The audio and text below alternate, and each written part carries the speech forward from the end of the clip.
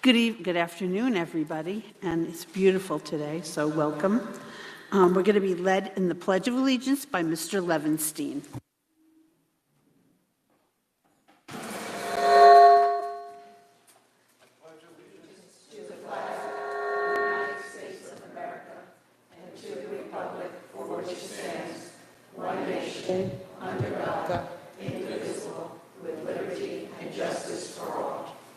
Standing for a moment of silence. Thank you.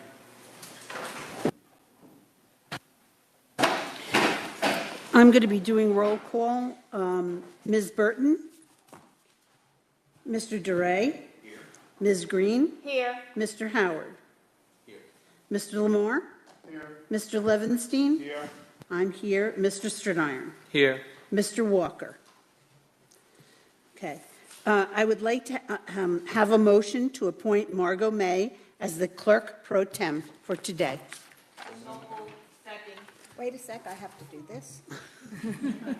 Ms. Green? And Roll who's the call. second? Darren? I second. Okay.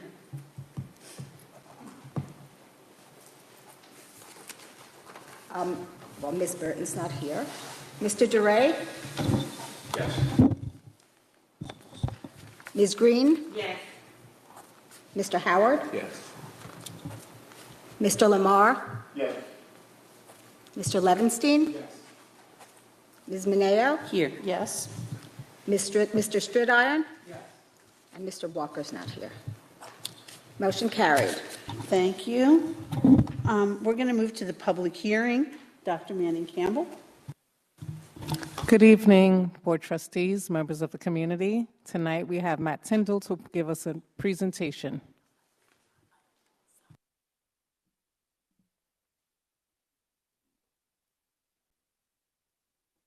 Thank you, Madam President. Thank you.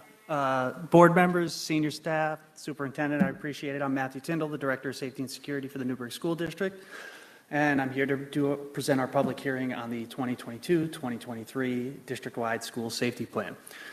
To start the meeting, you were handed a copy of the updated plan.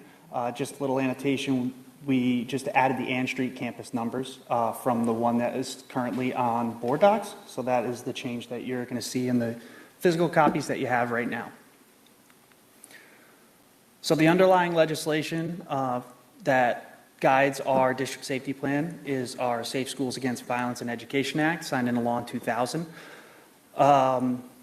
Some questions that get brought up: how does this tie into DASA, and how does DASA work into the district safety plan? They mention and correlate with the policies guiding bullying and harassment in schools, and so they intersect, but the language used for DASA is different, and the language used for safe schools and the district safety plan is different. The district safety plan is more emergency management based, while DASA is more student conduct based and guides our student code of conduct. So our district-wide safety plan is going to provide our guidance to our district employees in how to respond to emergency situations. We also have our building level safety plans as well that are more in depth and are not public.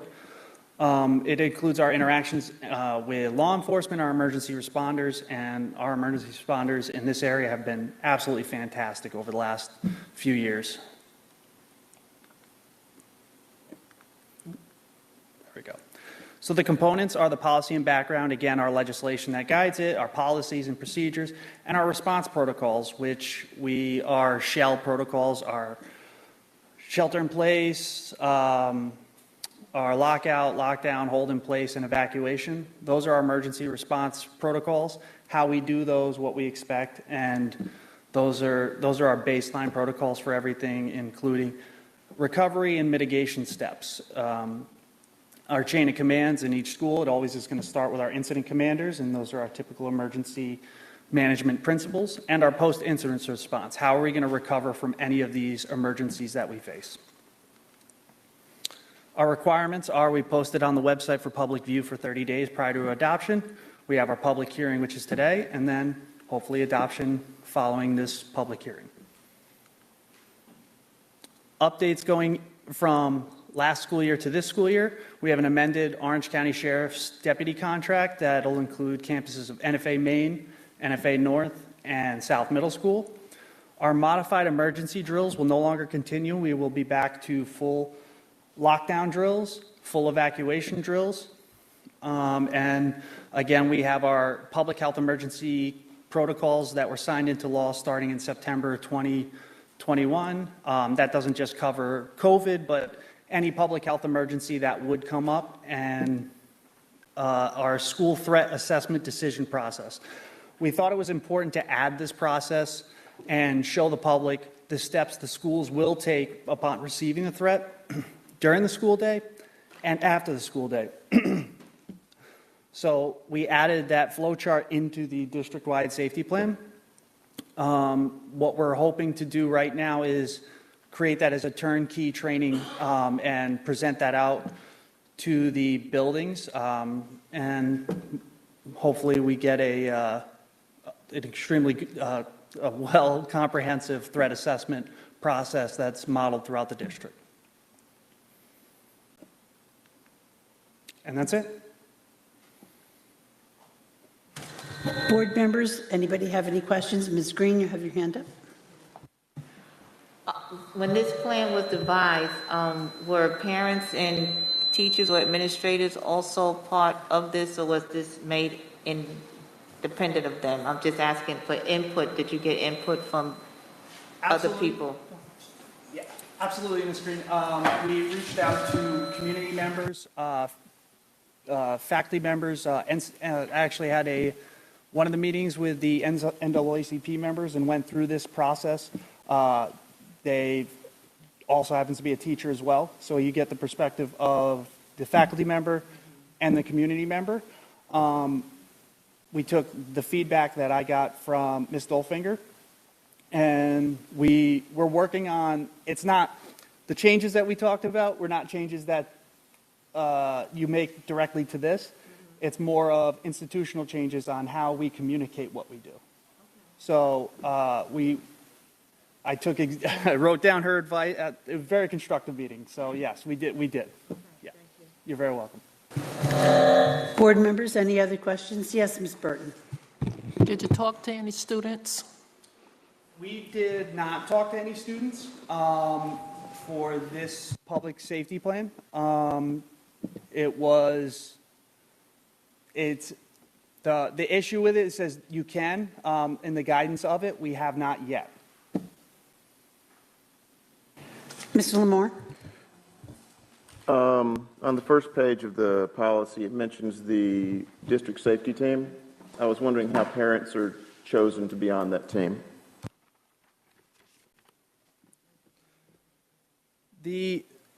Currently, right now, we do not have a parent on the district safety team. The district safety team is appointed by the board. So it's just a matter of finding out who can be available at that time. We will look at that, adding those members. We are adding new members as we speak. Mr. Stridiron? The school building chain of command table needs to be updated. We have staff members that are no longer working in the district or in different buildings. Mr. Forget? Mr. Tyndall, I think the document that you sent with the updated phone contact information for Ann Street was used on an older document. The board docs, the plan that's posted on board docs is current. The only change that you should be looking at is we added Ann Street to what was on board docs, which is what you read over the weekend. So the updated one you sent this afternoon was updated from an older version. So the conversation that is generating this evening should be based on the board docs document that you saw over the weekend that we submitted last week. The only change we're asking to add to it is the addition of Ann Street School pending receipt of certificate of occupancy from the New York State Education Department. That's why we held off to put it in, but we felt add it with a note. So again, just for clarification, the document that is posted on board docs is the document we're discussing this evening. We will add one change. That change is Ann Street. Mrs. Lamar, did you have another question? Yes, I did. Similar to the first, how are parents chosen to be on the school emergency response teams? And who's responsible to communicate that to the parents? Very hard to hear. The building principals are the building safety team leads, so they reach out to either their PTOs. Their process is, some of them are community members that also are parents. It just depends. Off the top of my head, some of them are former board members, and some of them are current PTO members. But that would lie with the building principal. So anyone interested in those roles, definitely reach out to your building for active participation in those events. Yes, Mr. Lamar. Yeah, so this one, I understand that for various reasons, threat assessments can't be shared while threats are being responded to. But how can parents access records of threats once safety's been restored? Parents are told about threats, but there's no follow-up. I think we need more transparency about the types of threats and their resolution. There's still items hanging, like the threat against black students in our district and various threats against some of the schools that closed us down. We need updates and all the information that can be shared without compromising investigations. Are all of the threats from last year resolved? What was the outcome? I mean, these are just questions that I think the community would like to know. Absolutely, and I understand that. Any disclosure of closing of threat investigations, because if you see, most of our threats came from after hours, and if you follow our threat assessment process, after hours response is different. We go right to law enforcement. They're the ones who conduct those investigations after hours.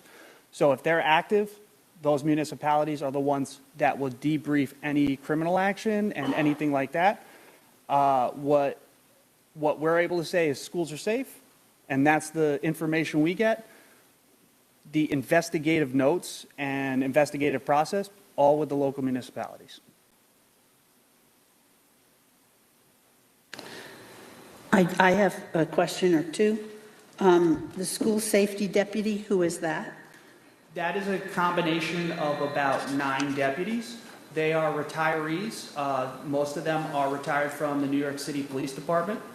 All of them are community members, either in the town or city. And it's a combination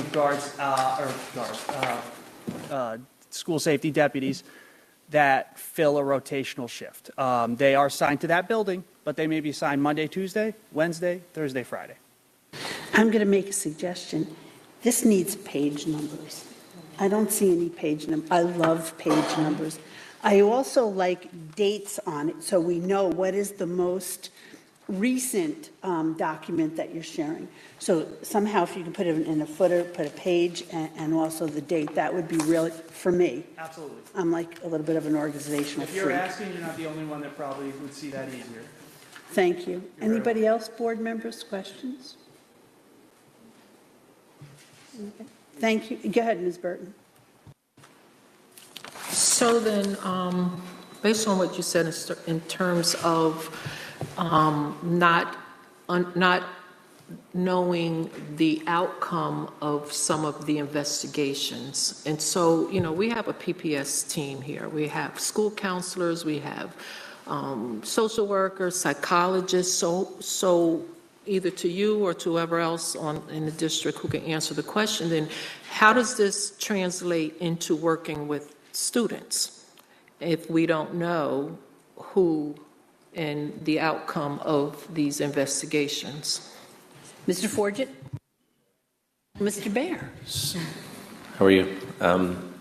So we've previously described for the board the introduction of the Critical Incident Stress Management Team and working with PPS staff who are trained to be able to provide response to students and adults more so after the crises. They're there as part of any emergency response if there's any need for the social emotional well-being and safety of kids, but we really concentrate on the recovery component and making sure that our kids have, and I think we've identified that for the board about what that looks like. It takes many forms. It could be groups, it could be individual, but it's really tailored to the needs of the kids as they grapple with whatever emergency may have occurred. Any other questions, board members? Thank you, Mr. Tyndall. Thank you very much. Okay. We're going to move on with our agenda. We do not have executive session today. We're going to move on to our Assistant Superintendent for Finance, Ms. Roaring. Thank you, Madam President. The Division of Finance brings forward items 3.1 to 3.4 this evening for consent. Would any member like to separate out any of these items? Yes, Mr. Lamar. 3-2? Mr. Duray? 3-3. Any others? Okay, 3-3 is out. Okay, so let's do 3-1 and 3-4. I'd like to entertain a motion, please. Second. Questions or discussion? Roll call on 3-1 and 3-4, please. Ms. Burton? Yes. Mr. Duray? Yes. Let me do that. Thank you. Ms. Green? Yes. Mr. Howard? Yes. Mr. Lamar? Yes. Mr. Levinstein? Yes. Ms. Mineo? Yes. Mr. Stridiron? Yes. Motion carried. We're going to move on to item 3.2. I'd like to entertain a motion, please. So moved. Second. Questions or discussion? Yes, Mr. Lamar? Has this credit line always been available to both the superintendent and the superintendent of finance? And is it $100,000 for both cards? And how much was used annually by prior superintendent and superintendent of finance, and for what purposes? Ms. Manning Campbell? Thank you. So I will begin, and I know that Kimberly will speak to some of it. This credit card there will be one credit card. It will be a district credit card, and it is $100,000 in total. And this credit card will be utilized for services that we may not be able to utilize a PO for. Oftentimes when we make purchases, conferences, things of that sort, companies will only use a district credit card. Anything else? I just want to clarify that there will actually be two cards, one in Dr. Manning Campbell's name and one in my name. We have previously had district credit cards in the district that were executed solely by the purchasing agent, so we've put in this additional measure of control so that either Dr. Manning Campbell or myself would have to sign off on the use of the district credit card before anything could proceed.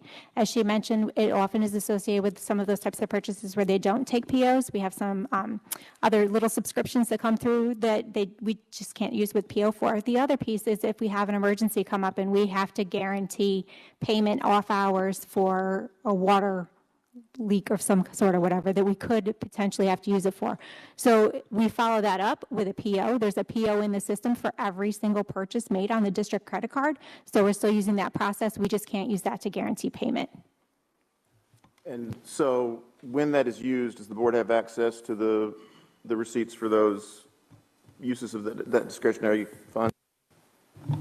So it's I wouldn't consider it a discretionary fund. It's actually part of either the general fund or some sort of grant where that payment is authorized. It would show up as part of the reports that you receive each month from the treasurer. Board members, are there any other questions on this item? Roll call, Ms. Clerk. Mr. Duray? Yes. Ms. Green? Yes. Mr. Howard? Yes. Mr. Lamar? Yes. Mr. Levinstein? Yes. Yes. Yes.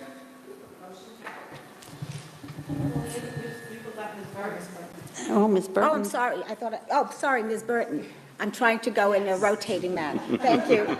Sorry, Ms. Burton. I apologize. We're going to move on to item 3.3. I'd like to entertain a motion, please. So moved. Questions or discussion? Yes, Mr. I'm Durden. trying to What understand. was the Looking at the second? proposal, there's a $27,000 charge for sheriff's cars.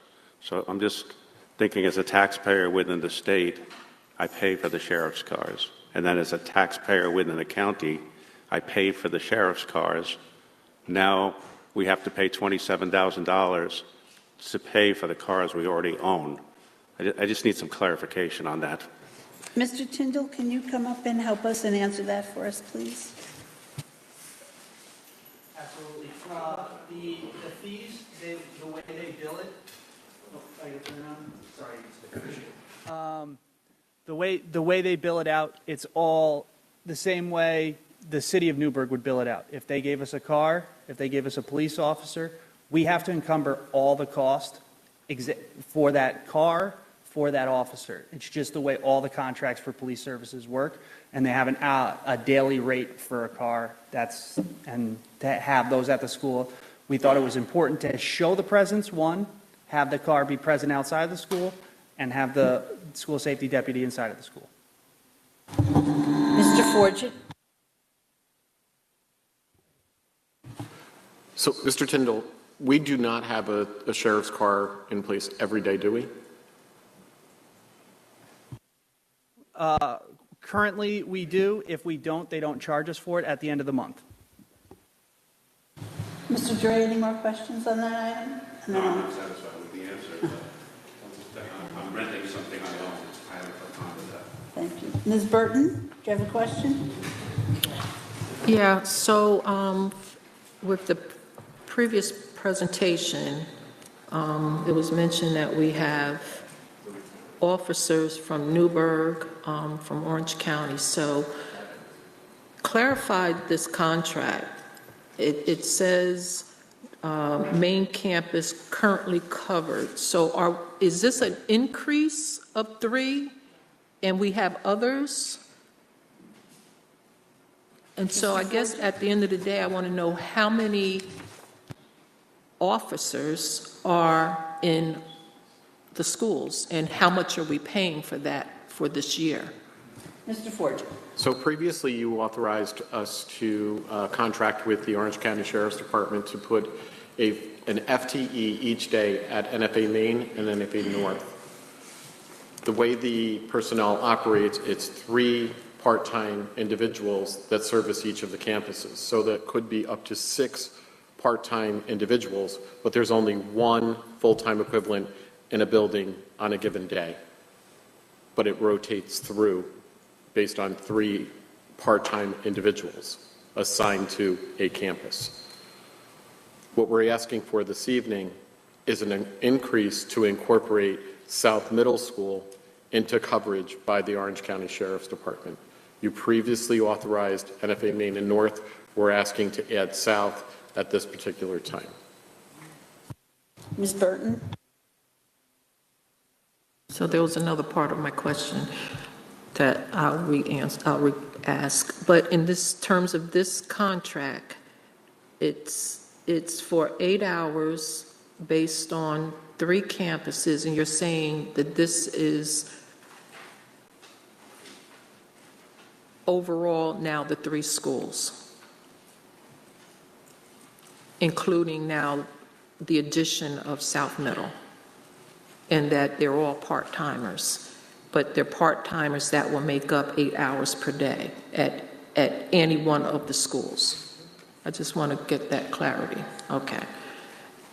So the other part of the question was, it was announced that we also have City of Newburgh police officers. You said that. You said that. You said we have Newburgh here, or no? How did I miss?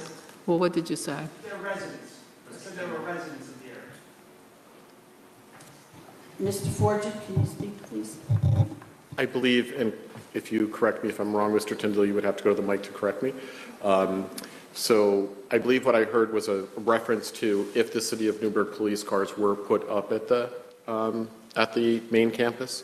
But we currently do not contract for an SRO from any other agency than the Sheriff's Department, just for clarity purposes. I think what Mrs. Burton heard was that they were, she heard the City of Newburgh and the towns, but it was residents, not employees. It was a little, yeah. For the purpose of this contract, these are the only officers in our schools for the $181,000, which includes these automobiles. Yes, and I want to go back a little bit. I think what Mr. Tyndall was trying to articulate These were retired New York City police officers, but they're residents. Yeah, I'm familiar with that. We've had them for the last couple of years. Thank you. You're welcome. Thank you. Board members, any other questions on item 3.3? Yes, Mr. Durrell. The residents, are they going to be armed? These, the school safety deputies? Mr. Forgy? The individuals we're contracting with, yes. So we're going to have the school safety deputies are armed, and then the sheriff's deputies that would pay. They're one and the same. Okay, I thought these were certified law. They're the same? Yes. Okay. Mr. Levinstein? So just one clarification. These, if they're retired New York City or other place policemen or employees, but they are Orange County employed deputies, correct? They're not retired people in the buildings. They're active Orange County employees that are in the building. Thank you. Okay. Any other questions on 3.3? Roll call, Ms. Clerk? Ms. Green? Yes. Mr. Howard? Yes. Mr. Lamar? Yes. Mr. Levinstein? Yes. Ms. Mineo? Yes. Mr. Stridiron? Yes. Ms. Burton? No. Mr. DeRay? Yes. Motion carried. Thank you. Thank you, Madam President. That concludes my items for today. Thank you, Ms. Roaring. We're going to move on to our Assistant Superintendent for Human Resources, Mr. McLemore. Thank you, Madam President. On the Human Resources agenda, I have items 4.1 through 4.7 for your consideration on tonight. 4.1. I'm sorry, It's 4.9. 4.9. Thank you. I'd like to entertain a motion, please. Second. Would any member like to, I'm sorry, let's start over again. Would any member like to separate out any of these items? I should ask that first. Okay, good. I'd like to entertain a motion. So moved. Second. Questions or discussion on any of these items? Roll call, Mr. Clerk. Ms. Clerk, sorry. Mr. Howard? Yes. Mr. Lamar? Yes. Mr. Levinstein? Yes. Ms. Mineo? Yes. Mr. Stridiron? Yes. Ms. Burton? Yes. Mr. DeRay? Yes. Ms. Green? Yes. Motion carries. I'd like to entertain a motion to adjourn this meeting. Madam President, Hold on. I'm ready. I'm ready. Dinner time. I'd like Yes, to- I'm sorry, Mr. McLemore. I'd like to request permission to add 3 items. Let's do one at a time, please.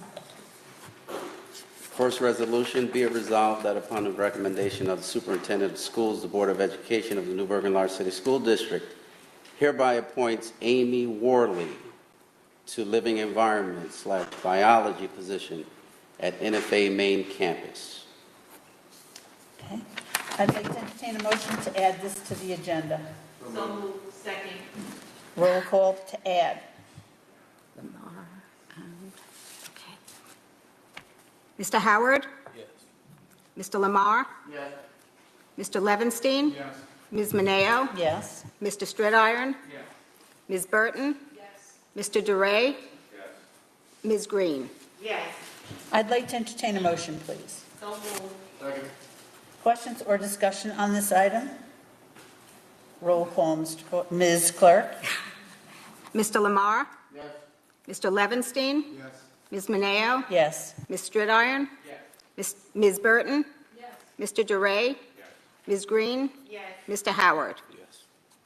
Mr. McElroy, you want to read the second one, please? Yes.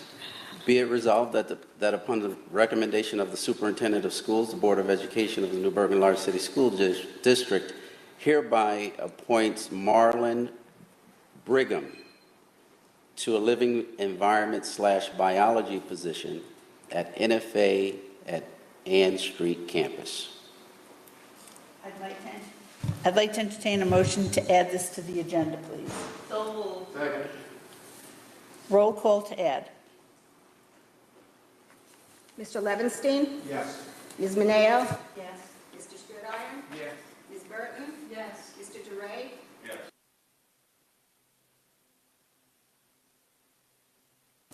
I'd like to entertain a motion, please. So moved. Second. Questions or discussion on this item? Roll call, Ms. Clark? Ms. Mineo? Yes. Mr. Stridiron?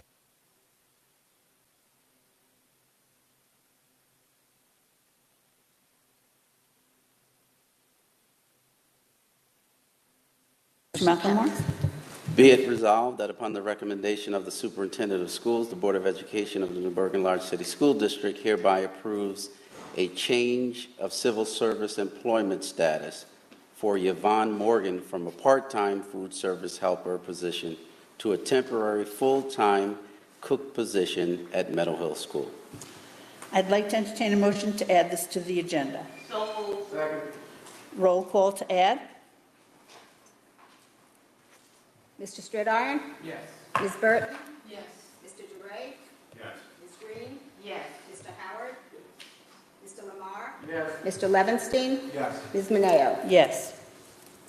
I'd like to entertain a motion, please. So moved. Second. Questions or discussion on this item?